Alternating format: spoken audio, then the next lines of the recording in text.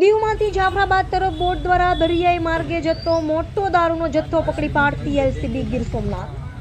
LCB દ્વારા ફિલ્મી ઢબે બોટને પકડવામાં આવી।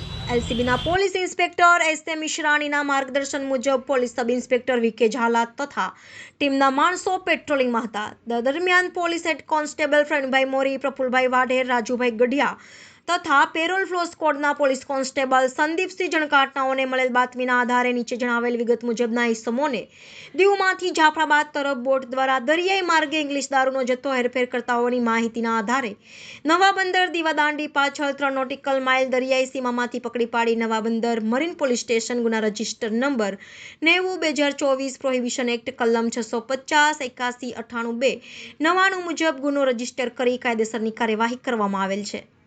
બનાવની વિગત આ કામનો પકડવાનો બાકી આરોપી નંબર 4 કેન્દ્ર શાસિત પ્રદેશ દીવમાંથી પ્રોહિબિશનનો જથ્થો મેળવી પોતાના ખાનગી વાહન મારફત આરોપી નંબર 1ની માલિકીની બોટમાં આરોપી નંબર 2 તથા 3ની મદદ ભરાવી જાફરાબાદ જિલ્લા અમરેલી ખાતે દરિયાઈ માર્ગે રવાના કરેલ।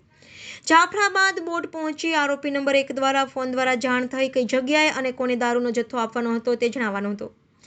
આરોપી ઇસ્માઇલ અબ્દુલ્લા પટેલિયા, મયુરભાઈ લક્ષ્મીચંદ કાપડિયા, ભરતભાઈ લાખાભાઈ સોલંકી, મહેશ ઉર્ફે મુન્નો લાખાભાઈ રાઠોડ પકડવાનો બાકી આરોપી।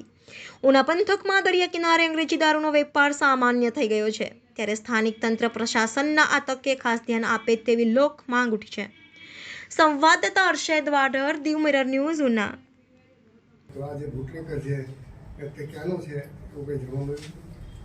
અત્યારે જે નામ ખુલ્યું છે તેમાં મહેશ ઉર્ફે મુન્નો લાખાભાઈ રાઠોડ એ પોતાના ખાનગી વાહનમાં દીવમાંથી વિદેશી દારૂનો જથ્થો લઈ આવી દીવના કોઈપણ દરિયા કાંઠે આ જે બોટ છે જે ઇસ્માઇલ અબ્દુલ પટેલિયાની એની બોટમાં માલ ભરેલો હતો।